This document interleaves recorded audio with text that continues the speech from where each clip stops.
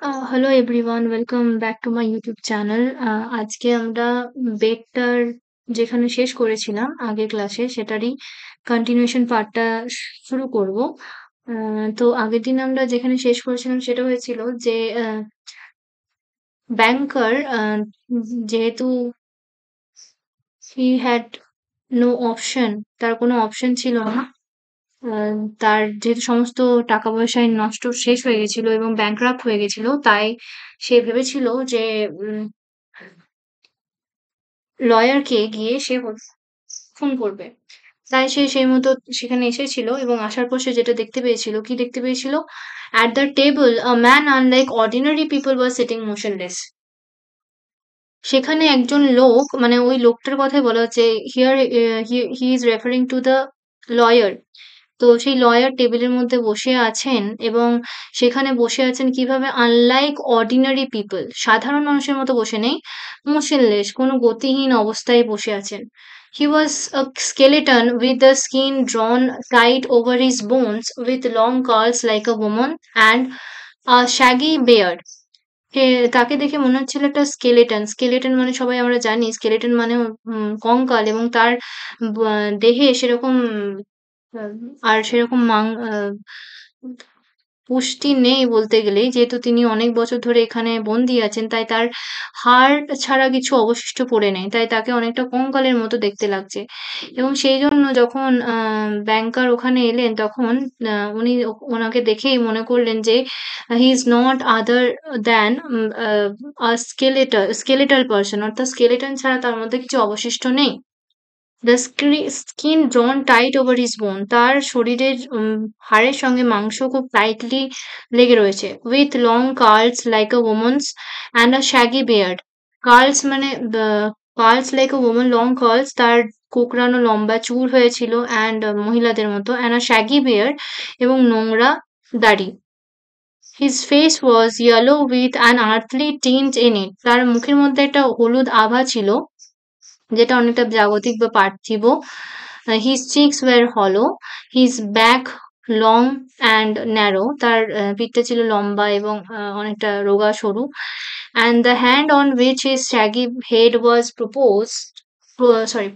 propped was so thin and delicate that it was dreadful to look at it. এবং তার যে শ্যাগি অর্থাৎ নোংরা মাথাটা এতটাই পরিমাণে পাতলা এবং রোগা হয়ে গেছিল এবং ডেলিকেট, নমনীয়, যে it was dreadful to look at it, যেন তাকে দেখে প্রচন্ড পরিমাণে ভয় খাওয়ার মতো ড্রেডফুল দেখতে লাগছিল। His hair was already streaked with silver, and seeing he is emaciated, আমরা মাঝে মধ্যে দেখি চুলে যদি আঁচড়ানো না হয় তাহলে জটা পড়ে যায়। তো সেরকমই তার চুলটা অনেকটা জটা ধরে গেছিল এবং অনেকটা কিরকম মনে হচ্ছিল? সিলভার কালারের, অর্থাৎ রূপালি কালারের আভা হয়ে গেছিল তার চুলে। এজড লুকিং ফেস, তার মুখে বয়সের ছাপ দেখা দিচ্ছিল। No one would have believe that he was only 40। এটা দেখে কেউ বলতেই পারবে না যে তার বয়স হচ্ছে 40। মানে অনেক সময় হয় না যে মানুষকে তার বয়সের তুলনায় অনেক বেশি দেখতে লাগে, তাই তার যে 40 বছর বয়স সেটা বোঝাই যাচ্ছিল না। He was asleep. তিনি ঘুমিয়ে পড়েছিলেন। In front of his bowed head they lay on the table a sheet of paper on which there was something written in fine handwriting. তিনি মাথা নত হয়ে টেবিলের উপর একটা পেপারের উপর মাথা রেখে ঘুমিয়ে পড়েছিলেন এবং সেখানে তিনি দেখতে পেলেন there was something written in fine handwriting. তার লেখার মধ্যে তার টেবিলের মাথার কাছে একটা হ্যান্ডরাইটিং পড়েছিল। Poor creature, অসহায় ব্যক্তি, thought the banker. He is asleep and most likely the million, dreaming of the millions, and I have only to take this half dead man, throw him on the bed, stifle him a little with the pillow, and the most conscientious expert would find no sign of a violent death. মানে এখানে দেখো, এখানে কি বলতে চাইছে? He is asleep, সে ঘুমিয়ে আছে, and most likely dreaming of the billions, according to the banker, তার মনে হচ্ছে যেন সে এখন ঘুমিয়ে ঘুমিয়ে স্বপ্ন দেখছে। কিসের স্বপ্ন? সেই 20 লক্ষ টাকার, যেটা সে পেতে চলেছে আগামীকাল। তার মানে ব্যাংকারের একটা ধারণা যে লয়ার হচ্ছে খুব লোভী ব্যক্তি, যেটা আগেও আমরা পড়েছি যে he has accepted the bed for gaining only the 2 million rupees. 2 million মানে 20 লক্ষ টাকার জন্য সে এই বাজিতে রাজি হয়েছে, সেটা ব্যাংকার সেটা মনে করে। এবং এখনো তার ধ্যান ধারণা সেটাই আছে। মানে এখনো এক ফোঁটা কিন্তু তার ধারণা পরিবর্তন হয়নি লয়ারের সম্বন্ধে। তিনি কি ভাবছেন? যে তিনি বলছেন যে লয়ার এখন হয়তো স্বপ্ন দেখছে। কিসের স্বপ্ন? ওই টাকাটার। And I have only to take this half dead man, তিনি বলছেন যে ওই তো অর্ধ মৃতপ্রায় লোক একটা, যাকে শুধু তুলে নিয়ে যেতে হবে and throw him on the bed, এবং তুলে আঁচড়ে ফেলতে হবে বিছানার উপর। Stifle him in a little with the pillow, তার শুধুমাত্র একটা পিলো অর্থাৎ একটা বালিশ দিয়ে তাকে মুখটা চেপে ধরলেই হবে। অ্যান্ড দ্য মোস্ট কনসায়েন্সিয়াস, এখানে কনসায়েন্সিয়াস এর মানেটা দেওয়া আছে extremely careful and true in doing what is right or proper, অর্থাৎ একজন খুব বিচক্ষণ ব্যক্তি যে কিনা সবকিছু ঠিকঠাক করে করতে পারেন, সেই রকম একটা এক্সপার্টও এসে কিন্তু কিছু সাইন অর্থাৎ কিচ্ছু বুঝতে পারবেন না যে একটা ভায়োলেন্ট ডেথ হয়েছে, অর্থাৎ কেউ জোর করে তাকে হত্যা করেছে। But let us first read what he has written here, কিন্তু তার মৃত্যুর আগে তিনি কি লিখেছেন, অর্থাৎ সেই লয়ার কি লিখেছেন সেটা পড়া যাক। কে ভাবছেন? Banker. The banker took the page, banker সেই পেজটা নিলেন ওখান থেকে, ফ্রম দ্য টেবল, কোথা থেকে? টেবিল ওপর থেকে, অ্যান্ড রিড অ্যাজ ফলোজ, এবং পড়তে শুরু করলেন। টুমরো অ্যাট 12 o'clock, এটা এর আগে আমরা দেখেছি যে 12টার সময় তার এই যে বন্দিদশার অবসান ঘটবে। অ্যান্ড তিনি বলছেন tomorrow at 12 o'clock I Regain my freedom, মানে লয়ার লিখছেন যে আমি আগামীকাল 12টার সময় আমার ফ্রিডম অর্থাৎ স্বাধীনতা ফিরে পাবো, and right to associate with other men, এবং অন্যান্য মানুষজনের সঙ্গে সাক্ষাৎ করার, মেলামেশা করার একটা অধিকার পেয়ে যাবো। But before I leave this room, কিন্তু এই রুমটা ছেড়ে যাওয়ার আগে, অ্যান্ড সি দ্য সানশাইন, সূর্যের আলো দেখার পূর্বে, আই থিঙ্ক, আমার মনে হয়, ইট নেসেসারি, এটা প্রয়োজনীয়, to say a few words to you, আপনাকে কিছু কথা বলে যাওয়ার, উইথ আ ক্লিয়ার কনসায়েন্স, একটা পরিষ্কার বিবেকের সঙ্গে অর্থাৎ বিবেক বুদ্ধির সঙ্গে, আই টেল ইউ, আমি আপনাকে জানাচ্ছি, অ্যাজ বিফোর গড, এমনকি আমি ঈশ্বরের সামনে আপনাকে জানাচ্ছি, হু বিহোল্ডস মি, যিনি আমাকে সবসময় দেখছেন, দ্যাট আই ডেসপাইজ ফ্রিডম, আমি স্বাধীনতাকে ঘৃণা করি। লাইফ অ্যান্ড হেলথ, এছাড়াও জীবনের যা কিছু জিনিস আছে অর্থাৎ সম্পত্তি, জীবনের রিলেটেড যা কিছু আছে, হেলথ স্বাস্থ্য, সেগুলোকে সবগুলোকে আমি ঘৃণা করি। And all that in your books is called the good things of the world, এটা খুব ইম্পর্টেন্ট জিনিস, যেখানে আমরা কিন্তু বুঝতে পারছি যে ওই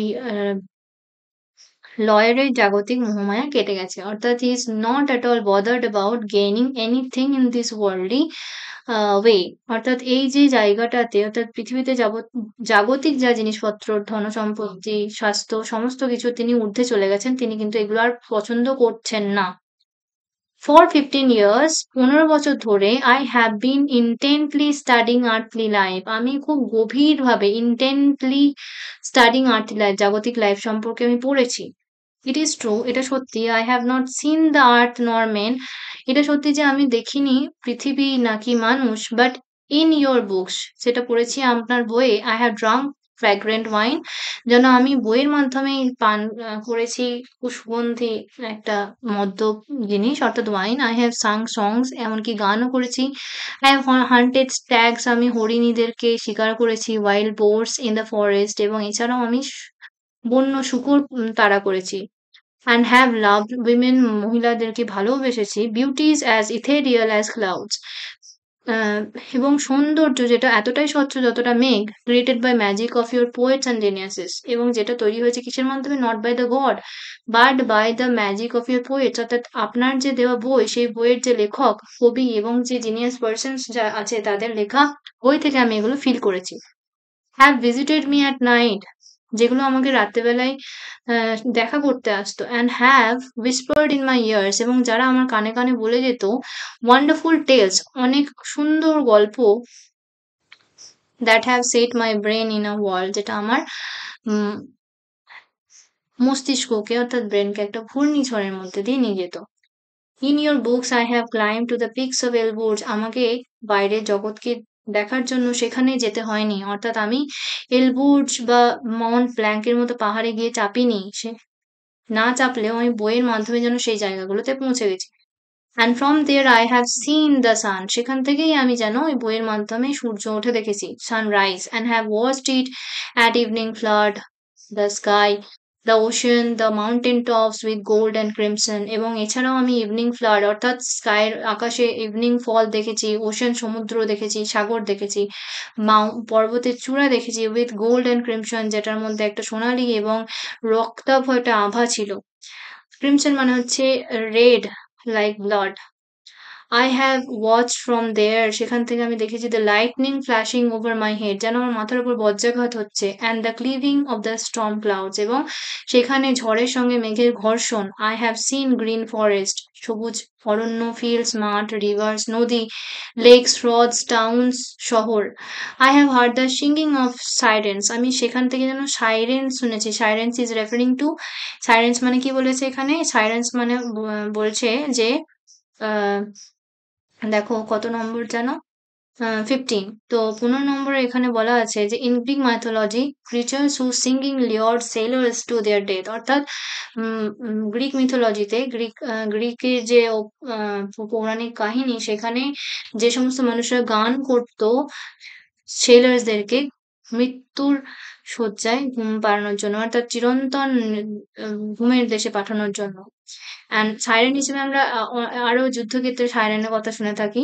And the strains of the shepherd's pipe, I have touched the wings of comely devils who flew down to the converse with me of God, মানে এই সমস্ত জিনিসগুলো দেখেছেন। যেমন স্ট্রেনস অফ শেপার্ডস পাইপ, যে মেষপালকরা যে পাইপ গুলো বাজাতো সেগুলো। I have touch the wings of comely, এবং আমি পাখনা ছুঁয়েছি। কিসের পাখনা? কমলি, অর্থাৎ অ্যাট্রাকটিভ অ্যাট্রাকটিভ আর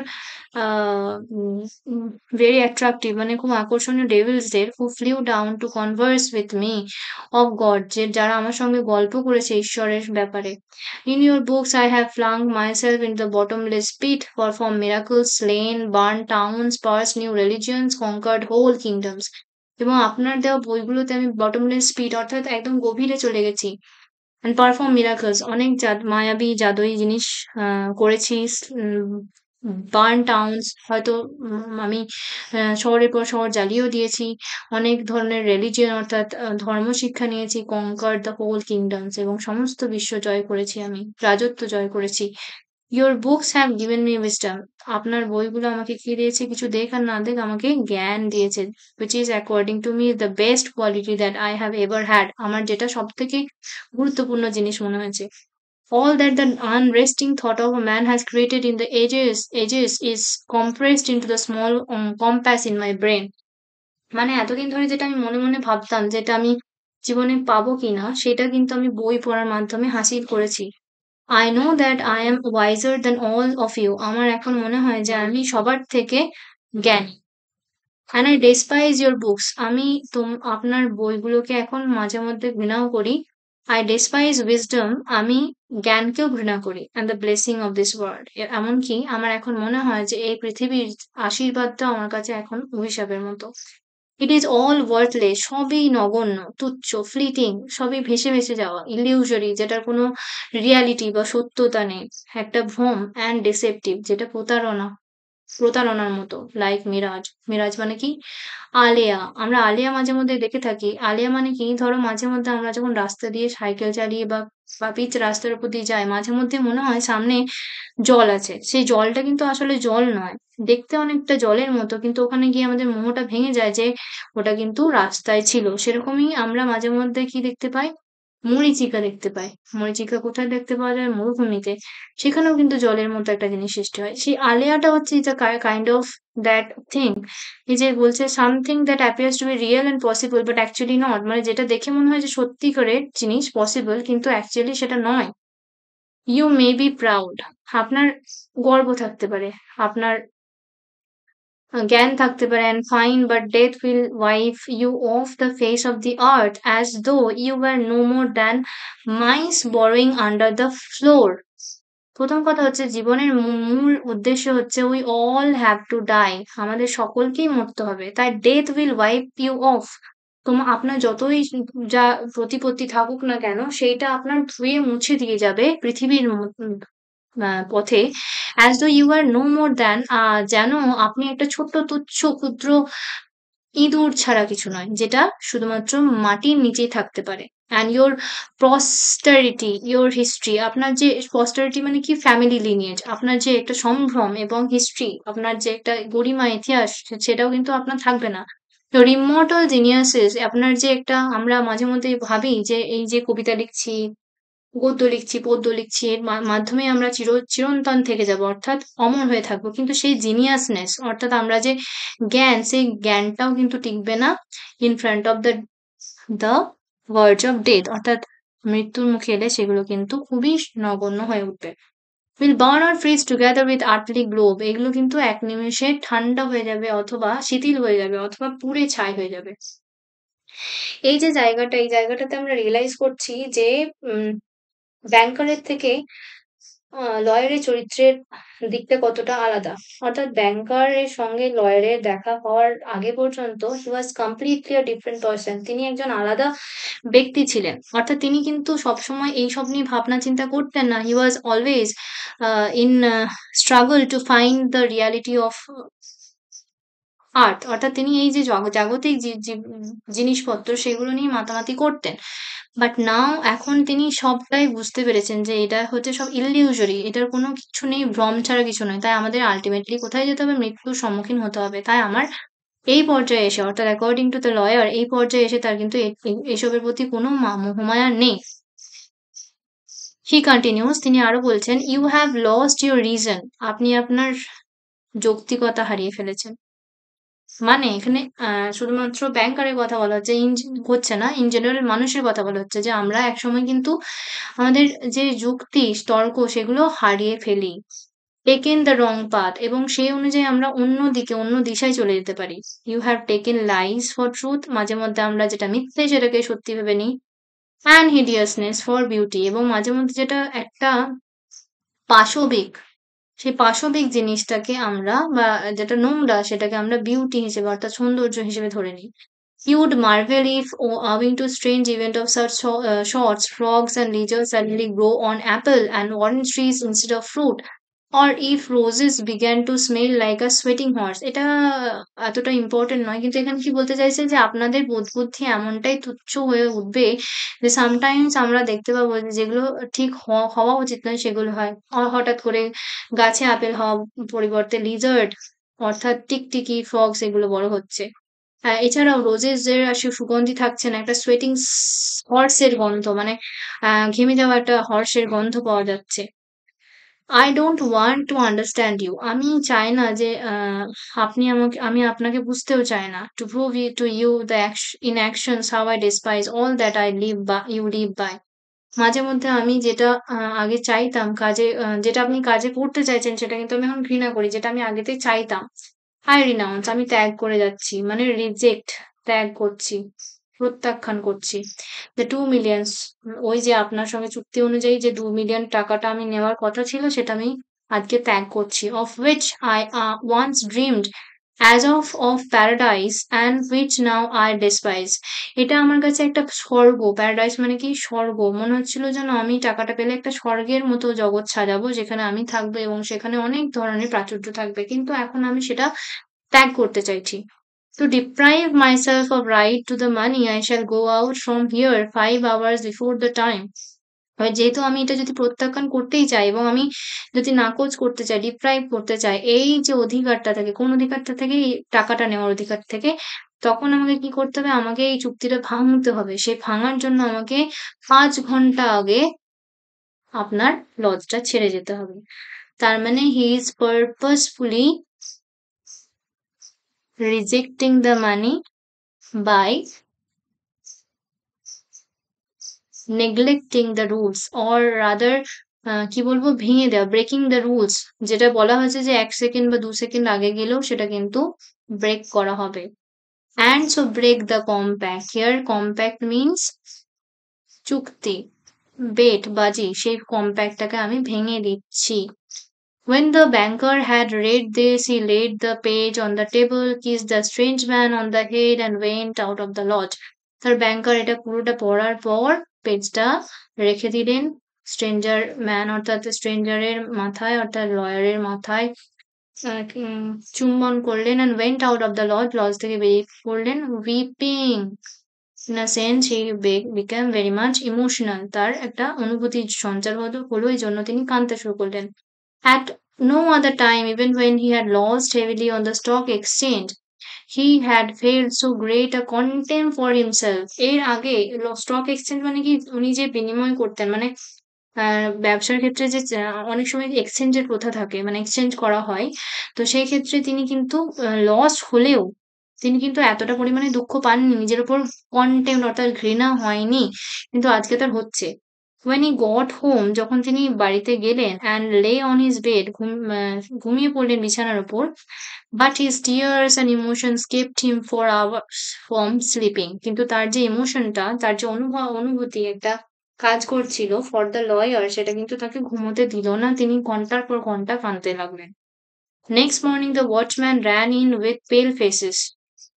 তারপর ওয়াচম্যান বিবর্ণ মুখ নিয়ে বেরিয়ে এলেন আহ, সকালবেলায় মানে ছুটে বেড়ালেন and told him, ছুটে এসে তাকে মানে ব্যাংকারকে বললেন they had seen the man who lived in the lodge climb out of the window into the garden.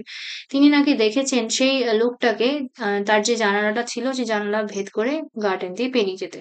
Go to the gate, দরজায় যেতে অ্যান্ড ডিসঅ্যাপিয়ার, এবং ওখান থেকে কোথাও হয়ে গেছেন। The banker went at once with the servants to the lodge, সেখানে banker সার্ভেন্টসদের সঙ্গে লজে গেলেন and made sure of the flight of the prisoner, তারপর এটা অ্যাসিওর করলেন, এটা দেখলেন নিশ্চিতভাবে যে সত্যি করে প্রিজনারটা চলে গেছে কিনা।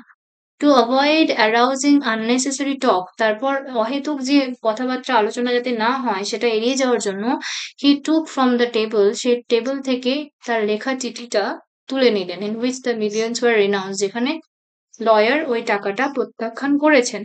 and when he got home, যখন তিনি বাড়ি এলেন, locked it up in the fireproof safe, সেই যে অগ্নি নিরোধক একটা তার লকার ছিল সেখানে গিয়ে রাখলেন। এই ছিল গল্পের মূল কথা। তো এখান থেকে আমরা যে জায়গায় পৌঁছালাম সেখানে দেখতে পেলাম যে টু ডিফারেন্ট ক্যারেক্টার্স আর দেয়ার, সেখানে এখানে দু ধরনের চরিত্র তুলে ধরা হয়েছে।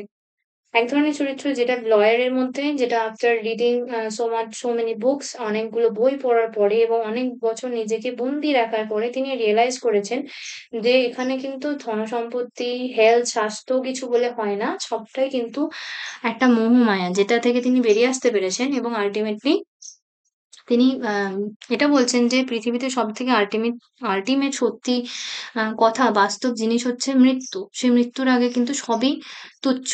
তাই তিনি অনায়াসেই সেই টাকাটা যেটার জন্য তিনি বাজিটা ধরেছিলেন সেটাকে অনায়াসে নাকচ করে দিয়ে চলে গেলেন। এরপর কথাটা হচ্ছে যে ব্যাংকার এত কিছুর পরেও কিন্তু ultimately he did not reveal the entire truth, মানে সমস্তটা জানার সত্ত্বেও কিন্তু তার সত্যি কথাটা তিনি রিভিল করেননি। কেন করেননি? কারণ তিনি চাইছিলেন না যে তিনি যে হেরে গেছেন ইন আ ওয়ে, যে তিনি ওটা থেকে ইচ্ছে করে বেরিয়ে চলে গেছেন lawyer to help this man, শুধুমাত্র তাকে হেল্প করার জন্য, এবং তিনি এগুলো চান না সেটা জানতে পারলে হয়তো ইন আ সেন্স লয়ার হেরে গিয়েও বাজিটা জিতে যেতেন। তো সেই ক্ষেত্রে একদিক থেকে দেখতে গেলে যে প্রিজন ব্যাংকারের মধ্যে একটা অনুভবের সঞ্চার হলেও, ইমোশনাল হলেও আল্টিমেটলি কিন্তু তিনি চাননি যে এই জিনিসটা ঘটুক। তো সেইজন্য তিনি সেটাকে চিরদিনের জন্য লকারের মধ্যেই সত্যি কথাটা মানে গোপন কথাটাকে চাপা দিয়ে রেখেছেন।